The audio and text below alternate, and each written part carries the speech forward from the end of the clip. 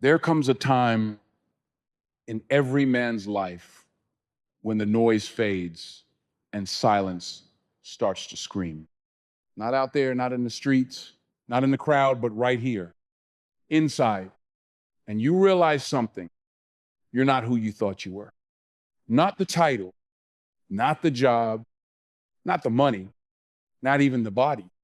You woke up, but now you're tired, unmotivated, empty.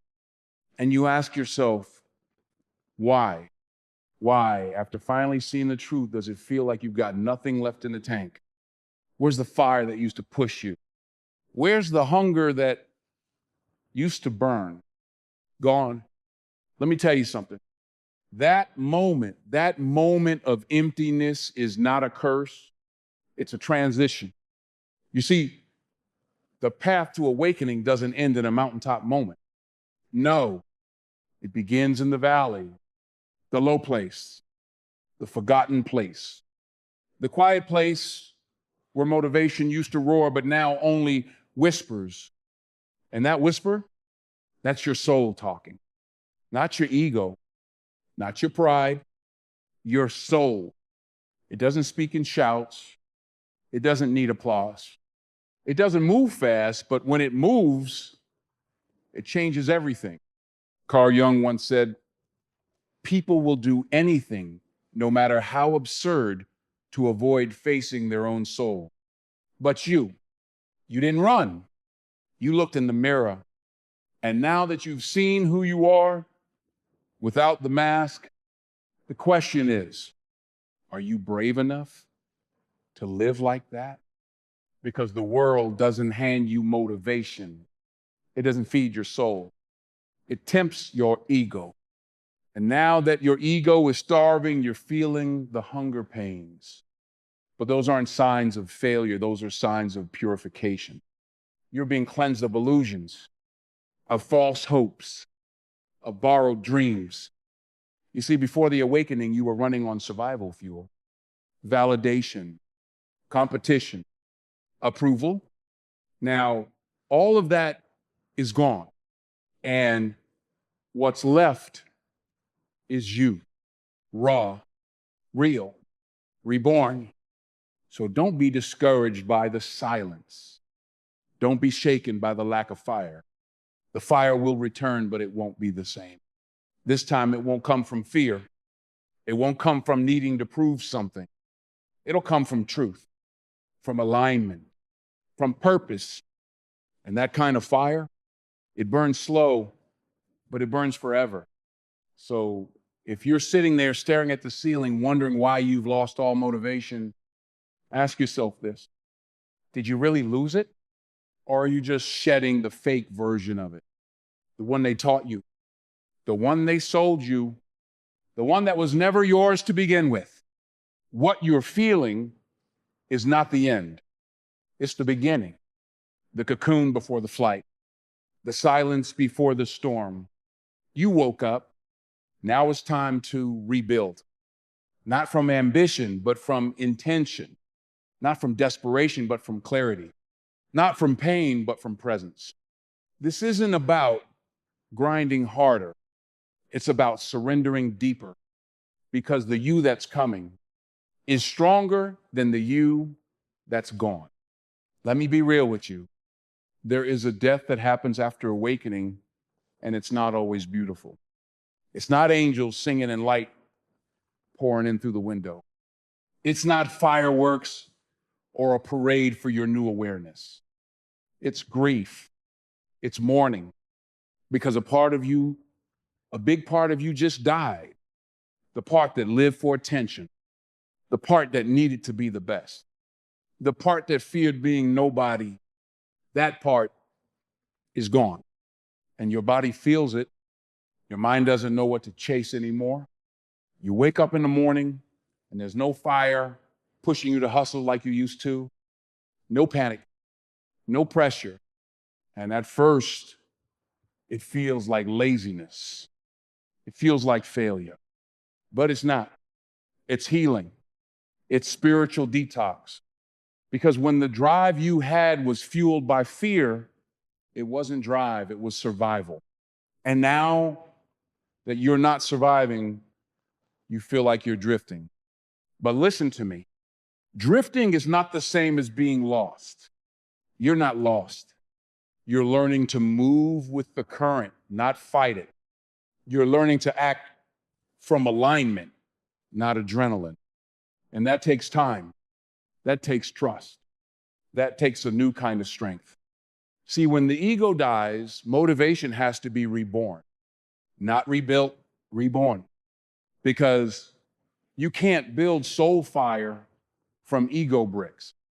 You can't fake divine energy. You can't pretend purpose. Carl Jung talked about it. He said, the privilege of a lifetime is to become who you truly are.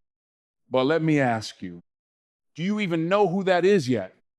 Because awakening is just the first step. It breaks you open. It shows you what's false, but it doesn't hand you a new identity. That's your job, to go within, to sit in the stillness, to face the quiet, and to listen, really listen to the part of you that never spoke before because it was drowned out by all the noise, all the striving, all the pretending. That voice is still there. It's just not loud. It won't fight for your attention. It whispers. But when you hear it, when you really hear it, it changes everything. And no, it won't tell you to go chase the bag. It won't tell you to prove them wrong. It won't tell you to run faster than everybody else because the soul has nothing to prove. The soul doesn't chase. It attracts. It doesn't run. It rests in knowing. So the question is, can you be still long enough to hear it? Can you stop trying to feel motivated and start feeling aligned? Because that's what you need. Not motivation, alignment. Motivation fades. Discipline breaks, but alignment is like gravity. You don't have to force it, it pulls you. It draws you forward. Not with pressure, but with peace. So if you're sitting there wondering why you feel like you got nothing left, ask yourself, is it because you've lost something? Or because you finally stopped chasing what was never yours? You used to run on fumes, on fear, on approval. Now you're running on soul, and the engine's still warming up. So breathe, rest, reconnect. This is not a breakdown. This is a rebuild. And what comes next, if you stay with it, will not just change your life. It will anchor your life. You are not lazy. You are not broken. You are just becoming. And that's not weakness. That's power. Let's talk about the void. That strange space between the old you and the new you. Because nobody warns you about that part. They talk about awakening like it's this grand explosion. Like suddenly your eyes are open and you're floating in bliss. But the truth is, awakening doesn't just open your eyes. It erases your map. The things that used to drive you no longer move you. The dreams you used to chase don't excite you anymore. The goals you thought defined success now feel hollow. And so you're standing there in between two worlds, one you've outgrown and one you haven't fully stepped into yet. It's like being midair after jumping off the old train, but before the new one arrives. And let me tell you, that space is terrifying because your ego wants to do something. It wants to fix it. It wants to rush to the next identity, the next title, the next label that makes you feel safe. But the soul says, be still. The soul says, wait. And that's hard because waiting feels like weakness when the world tells you to hustle. Stillness feels like laziness when you've been taught that your worth comes from what you produce. But let me tell you something you need to hear. You are not here to prove your worth. You were born worthy. And in this void, in this sacred silence, that's the lesson. You're not being punished. You're being purified. You're not being abandoned. You're being realigned. Carl Jung once said, you meet your destiny on the road you take to avoid it. And sometimes that means being forced to stop running, to face yourself without distractions, to sit in the void and listen to what's truly inside. Because this in between, it's not empty. It's fertile. It's where the real work begins. You think you've lost motivation? No, you've lost illusion. You've lost the false fires that kept you moving but never fulfilled you.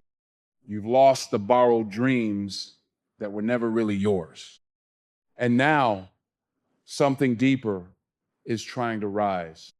But here's the thing. Depth doesn't rise in noise.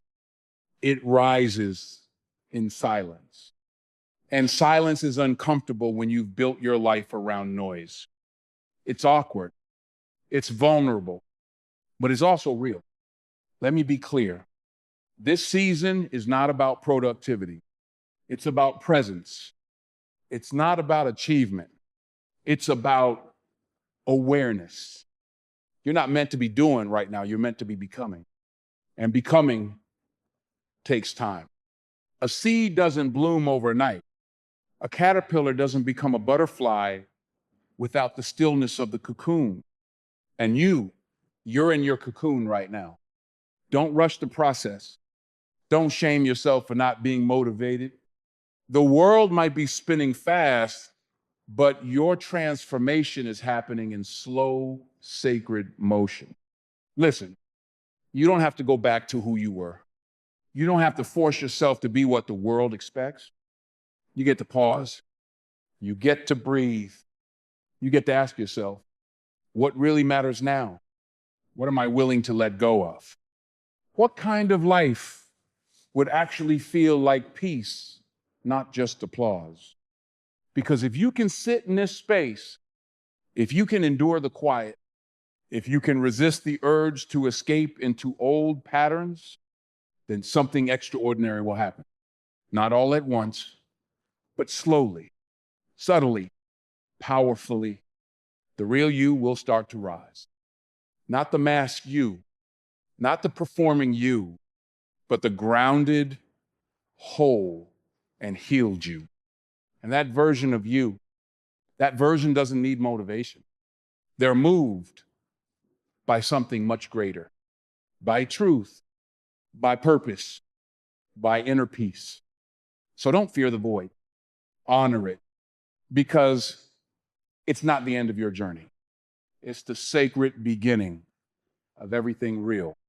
Let's talk about confusion, not the kind you fix with a quick Google search, but the kind that shakes your soul, the kind that makes you look at your life and whisper, none of this feels real anymore. After a spiritual awakening, the world starts to lose its grip on you. And it's not because you're broken. It's because you've outgrown the illusion. You start to see how much of life is built on masks, how much of it is a performance, how much noise we've called truth. Carl Jung understood this deeply. He said, people will do anything, no matter how absurd, to avoid facing their own soul. And that's the world you start to see after awakening. A world addicted to distraction, addicted to validation, addicted to anything that keeps us from looking inward. You used to play that game too. And now that you've seen the lie, you can't unsee it. That's why your motivation disappeared. Because you're no longer willing to chase shadows. You don't want the applause if you have to betray yourself to get it. You don't want the spotlight if you have to dim your own truth just to shine in someone else's version of success. But here's the thing. When the world no longer makes sense, you have two choices. You either numb out and go back to sleep, or you dig deeper and build a new understanding.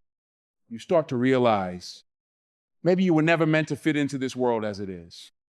Maybe your confusion is holy. Maybe it's the soul's way of saying, it's time to remember who you really are. And that's not easy because remembering comes with grief. You grieve the roles you used to play. You grieve the version of yourself that kept everything neat and tidy. You grieve the beliefs that gave you false comfort. But in that grief, there's also grace. Because once the illusions fall, you're left with something honest, something raw, something real. And real might not be pretty at first. It might look like sitting alone in your room questioning everything. It might feel like not knowing where your life is going anymore. It might sound like silence when you used to crave noise. But let me tell you, that's not weakness. That's clarity being born. You don't rebuild your life with old blueprints. You let the old burn. You let the fire clear the ground. Because only when you surrender the need to control everything can something divine start to move through you. Listen, you're not meant to be who you were before. And you're not meant to stay lost either. You're in the sacred middle. And in that middle, you're being asked to walk by faith, not by sight. That means even when it doesn't make sense, you trust your soul's whisper more than the world's scream. Even when the path is unclear, you keep moving with integrity. Even when nothing around you validates your journey, you choose alignment over approval. Carl Jung also said, your vision will become clear only when you can look into your own heart. Who looks outside dreams. Who looks inside awakes. And that's your call now, to stop looking outside for answers, to stop asking the world to make you feel whole, to stop chasing clarity in chaos, and to begin finally to look within. That's where your fire lives now, not in the race, not in the recognition, but in your own stillness, your own healing, your own rising. So don't panic when the world doesn't make sense anymore. That's not the end of you. That's the end of the lie and the beginning of your truth. You feel lost now. I get it. That feeling of walking through a fog where your feet barely touch the ground and your mind races but can't find the answer. But listen closely. This fog is your rebirth. It's the chrysalis stage before the butterfly spreads its wings. It's the dark night of the soul where everything old dies so everything new can come alive. Carl Jung taught us that true transformation isn't easy. It's messy, painful, and confusing, but it's necessary because without that fire, that burning away, we stay trapped in who we were, not who we're meant to be. You lost motivation because the old you died. The you who chased money, status, and empty validation. But the new you, the you who's awake, is waiting to be born. And that new you needs something different. Not a checklist of goals, not hollow achievements, but a purpose that sets your soul on fire. This purpose, it's not handed to you. It's not a trophy to win. It's a flame you must ignite yourself, a calling you must answer from deep within. And here's the secret. Your purpose isn't something out there for you to find. It's already inside you, waiting, silent, patient. Your job is to peel back the layers of fear, doubt, and conditioning, to stop listening to the world's noise, to step into your own power, because the world needs you, not a watered down version of you, but the real, raw, powerful you. You might ask, how do I find this purpose? How do I rebuild motivation when everything feels broken? Here's the answer. Start small. Start with one act of courage, one honest conversation, One choice to say no to what no longer serves you. One moment to stand up for your truth. Momentum builds from moments like these, from tiny sparks that turn into a raging fire. Remember, motivation isn't a switch you flip once.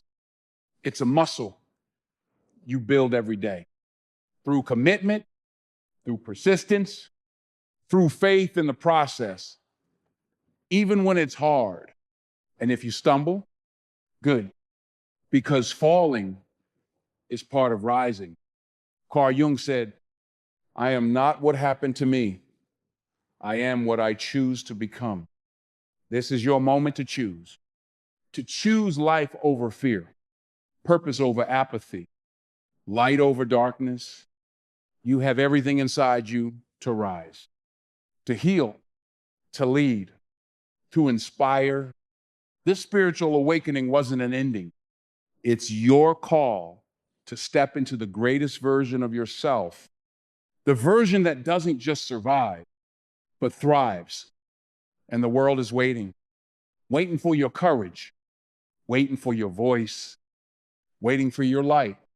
So get up, show up, and let your purpose burn brighter than ever before.